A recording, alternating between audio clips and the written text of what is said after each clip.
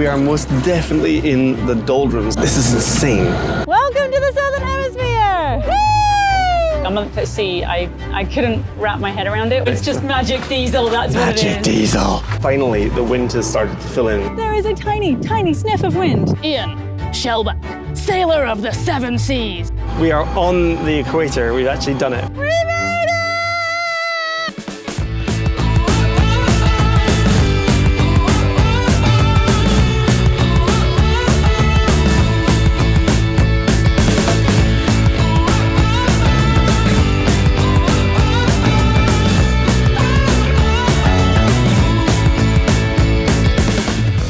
Last time on Red Seas, we set sail on our Pacific crossing, waving goodbye to Panama's skyline and setting our sights on the open ocean in front of us.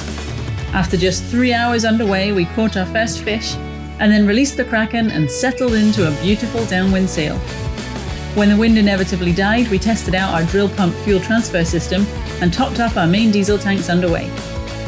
Our miles tracker knocked over to 5,000 miles, and we tattooed ourselves with a swallow, as tradition dictates. We're well on our way now, and we can't wait to see what else this crossing has in store for us. Okay, so we just did the maths, and it looks like we are going to cross the equator quite a bit sooner than we realized. We actually have cheated. We were kind of making more west than south with the idea of just skimming underneath Galapagos. However, when we realized how close we were and what time of day it was before sunset, we've decided to just beeline straight for the equator. So we are pretty much, I think we're at 180, 185 degrees. So we're pretty much going straight down, and I reckon we'll be there like less than an hour, maybe 45 minutes. So we got to get ready. What are you doing? Well, you don't cross the equator every day, and I feel like we need to mark it with some kind of ceremony. I don't know what we're doing, but costumes ought to help. So you need like a master of ceremonies outfit. We can just like clip this together, that'll do. And then I had a go at making like, well, it started out as a trident, but that was a bit tricky. So we've just got like a Neptune stick, a sea stick. And then I thought I needed headgear, so we've got our very quality Slightly moldy sunglasses. Yeah, it's dirty and not very pleasant. I think I look great. I'm ready! How far to the equator? Not far! Okay, so here's the deal. When this GPS counter makes it to 0000 north, we are on the equator. We've actually done it. We've crossed, well, we are crossing the equator at that moment. So it is not long now. These numbers are rapidly going down because we've basically turned due south. We're aiming for Antarctica, but it means we get there before sunset, and then we can, you know, welcome ourselves into the Southern Hemisphere. This boat has made it so far. We are so close to the line now, and I just kind of suddenly realized that that means not just that we're crossing the equator, but we're actually leaving the Northern Hemisphere. It's where I've always lived. It's where I've spent most of my life, and now we're leaving. Goodbye. And because we're stuck in the doldrums, there's no wind.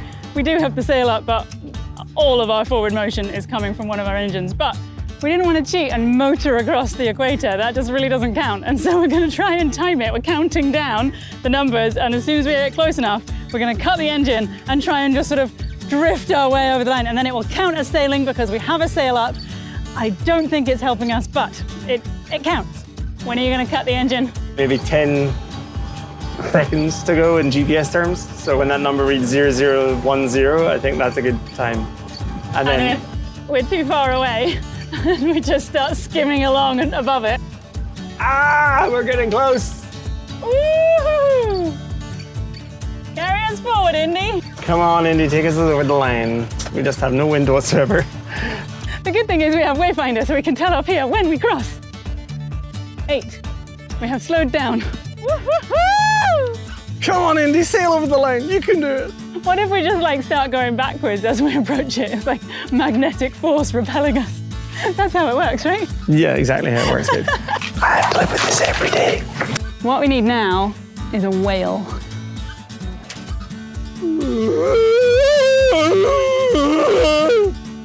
That's your howler monkey. I don't want a howler monkey. Oh, wrong one, sorry. Hi, Gatsby whale! 2 to go. 2. I mean, there really is no wind. at all. One! Only one to go. Only one to go. It must be right there. Oh! Okay, here we go. Come on. Come on, Equator! And the good thing is we're going to be on it for ages. We're not going. Slowly. We're not going to cross it. We're just going to sit on the equator. In fact, you know what I want to do? I want to turn the boat so that one hull is in the northern hemisphere. Yes! Another hull is in the southern hemisphere and go along the equator. That would be cool. We can do that. This is probably the southern hemisphere at the front and the northern hemisphere still at the back. We made it!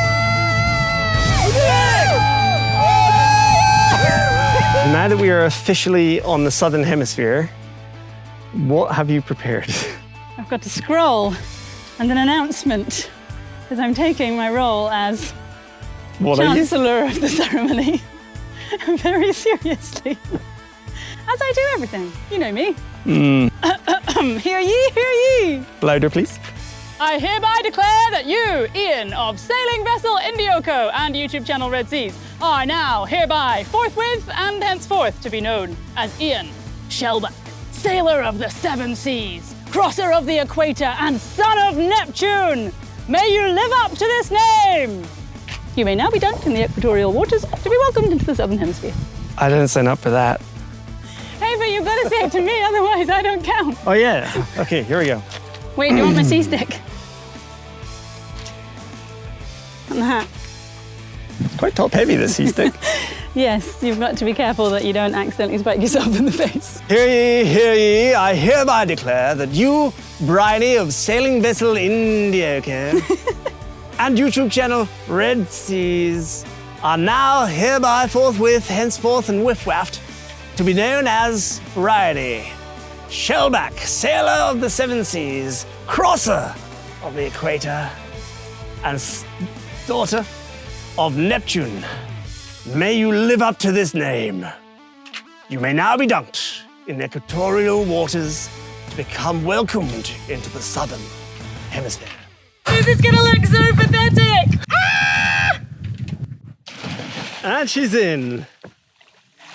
Woo! Woohoo! Welcome. There we go! Shark! Woo!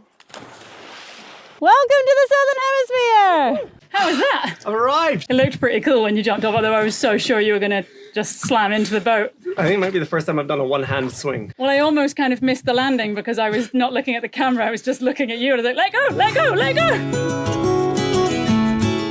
As the sun dipped below the horizon and the moon rose, we watched the sky darken and reflected on what an incredible journey we've had so far. It's weird today. We are most definitely in the doldrums. I mean, I'm just gonna show you. Check this out. This is insane. There's like 3 kilometers of water underneath us, and there is basically not a wave to be seen. It's like a mirror. In fact, we've had a couple of small birds. I don't know what they are. I'm not that good at birds, but some seabirds came past, and when they do, you can see the reflection of them perfectly in the water. It is just nuts. And it's not what you'd expect in the middle of the Pacific. But this is what happens when you're close to the equator. Somewhere over here, by the way, is Galapagos. It's not that much further. Unfortunately, we can't stop, so we're just gonna go straight past. But I don't know, on a day like today, maybe we'll actually be able to see it, because if it stays like this, there's no atmosphere, there's no clouds, there's no waves. It's just nothing. While we were sad to miss Galapagos, it was just too expensive to visit on a boat. But we were delighted when Galapagos came to visit us, in the form of 40 short-finned pilot whales. These guys were so relaxed and came so close to the boat we could almost touch them. We drifted alongside them for an hour before the sunset, and then turned back on our heading to find the trades.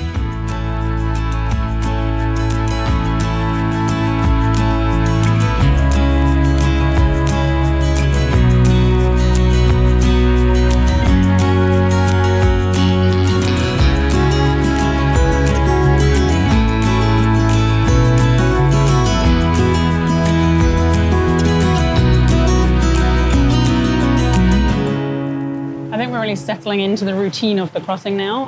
Before we left, I really had no idea what to expect. A month at sea, I couldn't wrap my head around it. We've done, I think, 4 days is our longest passage, so it's very much kind of destination focused, counting down the days and hours until we arrive.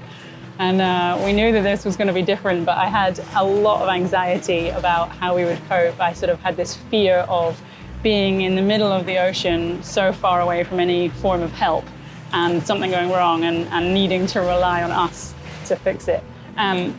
If I look back at our experiences, like that's what we do all the time, but kind of seeing it written down on paper like that and realizing that there's no help nearby, there's no other boats, there's no coastline or a small town where we can get something fixed or ship a new part into or whatever. So yeah, that was a huge fear before we set off. And actually, I've realized that in the conditions that we have, everything is so kind of calm and peaceful that if anything does break, and a bunch of stuff has, then it's not really an emergency, a dramatic situation. It's like, oh, well, okay, first of all, we prioritize how important is the thing that's broken, and then we figure out a way around it. And all of our preparation has been to do with building in redundancy. So we have 2 engines so that if one dies, we have another one. We're not solely reliant on one fix every single time. Yeah, we don't have an oven for the next 3 weeks, but most of the stuff that we cook, we do on the stovetop anyway. We do have a barbecue if we really need one. And I was trying to make a cake to use up some of the bananas that were going a bit squishy. And I suddenly remembered I have a bread maker. It mostly cooked. I definitely ate it. So yeah, that'll keep us going. As much as I hate to admit it, that's kind of part of the reason that I like doing this, because we do have to rely on ourselves and we do have to get creative and think of ways around problems when they come up. And so far, we seem to be able to do that. But yeah, we're very much in the phase at the moment where we're really glad that we're not that far into the passage. We've been going for just over a week now. And I'm so glad that we've got so much more to go, because we're just really enjoying it and we don't want the experience to end. Well, it is all going on. So I just took over for Brownie's shift, so it's 2 in the morning now, 20 past 2. And yeah, it's been a busy evening. So I came out, there's an alarm. I came out to find that our port engine was overheating. Went out to check on it, and it's pretty much boiled off all of its coolant, which simplest case, we have a leak. If worst case, we have maybe rusted through the heat exchanger and lost all the coolant to salt water, which would be really bad. So it's kind of out of action. So we're like, okay, fine, we'll switch the other engine on, we'll run that. And we start looking at the weather, because we kind of had a whim of heading towards Galapagos, because we thought it'd be kind of fun. However, we then have weather pop up. So we're like, if we're running engines for fun and we're not really making the headway we want, we probably need to get back on course. And the weather involved is like big lightning storms. So right now we have one that is about a mile away from our port bow, and it's lightning strikes all over the shop. And then we have another one that's just over here, which is a bit further away. It's like 10 miles away. But we're kind of threading the needle between these lightning storms in the hope that we don't get hit by any of them, of course, please, and that we can get ourselves underway under sail all the way down to the trades, which is still another couple of degrees. We're only at like 1.33, yeah, 1 degree, 33 minutes south. So we need to get roughly to 4 degrees, we reckon, before we pick up the trade winds that will actually push us the direction we want. Add to that, according to the weather forecast, there's a reversal. So all the wind that we'd expect to be coming from the east and going west is actually going the other way. So we are beating into the wind, into the west direction, into the wind. And so we're just trying to make some south out of that so we can try and find the normal trade winds that, have been around for millennia. So yeah, it's going to be a busy night. Full sails are up, one reef in the main just to be safe. And hopefully we can dodge all the storms. I think we're going to be okay. Okay, sorry if I haven't got mics or anything, but we got hit by a huge squall, and Brandy just finished filleting a tuna that we caught. Just as she literally said, and that's me done, we had one line go, and it's a mahi. And the good news is, the other line went, and it's the other mahi. So we got their friend, the partners. They always come in pairs. They are huge, and they are really fast. And the problem is, because we're in a squall, we can't really slow down that easily. We're going to get really wet, but we've got to do something to fix it. This will be fun. And breathe. That was a little bit manic for a second there. The wind kind of ripped up to about 30 knots, so we had to quickly put 2 reefs in the main, 2 reefs in the Genoa, and then of course we caught the fish at the same time. So we were like ripping along. These tuna are still jumping right next to the boat. It's like they are teasing us now. We've brought the lines in because we cannot possibly fit any more fish in our freezer. And they are just jumping around with gay abandon because they know that we can't catch them. But yeah, our freezer is now stocked. So we've got one massive tuna that gave us, I think, 16 portions. A huge mahi that gave us 12 portions. And we went to take in the other mahi and it had actually spat the hook, which I'm kind of glad about because we really would have struggled to eat it in time. But I know that they say that you should catch mahi like in a pair because, you know, they're kind of married for life. So I feel a little bit bad for Mrs. Mahi looking for a husband now, but we gave it a good go and I am shattered. You're right there. I'm so cold. It's not quite what we ordered for a Pacific crossing, is it? When the rain is cold and the sea is warm, so when you asked me to go down and get salt water for the bucket to cut everything up, I was like, oh, it's so good. It's like going to a jacuzzi. But yeah, the 30-knot squall that was hammering rain down the whole time was less comfortable. Yeah, I'm like proper imagining having like a warm bath and a fluffy towel and getting really cozy on a sofa somewhere. Can we have hot chocolate? We can at least do hot chocolate. We have marshmallows! And we have Spanish hot chocolate my mum and dad sent out with your parents. Right, well, we're in for a treat. Yeah! Thankfully, the squalls that went on all day yesterday have blown themselves out and we are back to zero wind again. So we've been motoring all day today. But I think that means that if we fill up our starboard fuel tank, then we should be able to empty one of the barrels on the back and just get some weight off the back. So that's what we're going to do. We're going to use our drill pump transfer thing, which has been working amazingly well. After that little drop that I got on the camera the other day, we've not spilled any more anywhere. Just to get a little peaceful quiet, we are going to turn it off and just drift for a while we do this and enjoy the really nice Pacific sunset.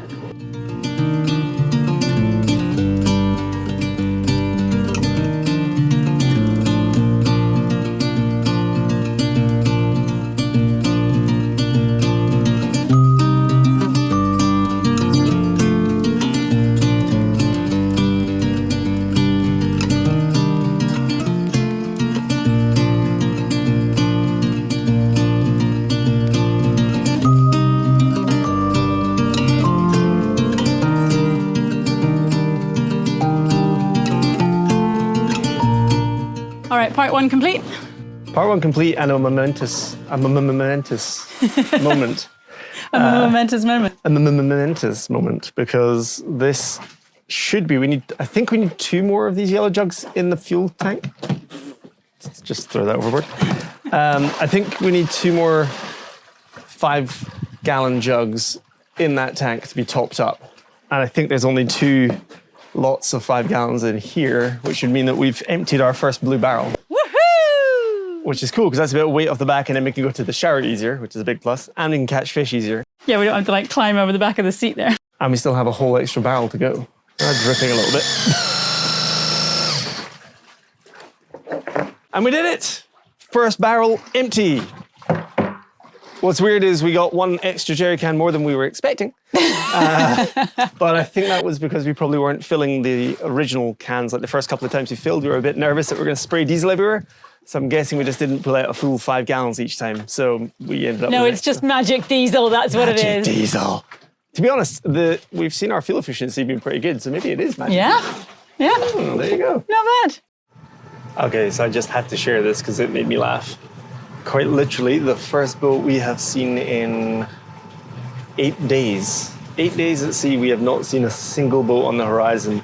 And then out of nowhere, I suddenly get this alert that there's a vessel coming towards us. It pops up on AIS. I see 1 orange light. I'm like, what the heck? They're going the wrong way. They're going kind of up towards Galapagos. And it turns out they've actually slowed down. They're now going 18 knots. And I was like, oh, they're coming quite close. And I get a little bit nervous. And then I look it up on AIS and they're going to pass us 8 kilometers away. Just that sense of scale totally changed from like, no worries, they're going to pass us within about, 50 meters, no big deal. This is like, it's 8 kilometers, it's miles away. We have nothing to worry about. But of course, oh wait, there's a boat, watch out, watch out. And this is just the mind games that have been playing. It's, what is it? It's 2 in the morning? Yeah, 2 a.m. local time now. and I'm on till 4, so I've been on for a while now, and clearly it is playing on my brain.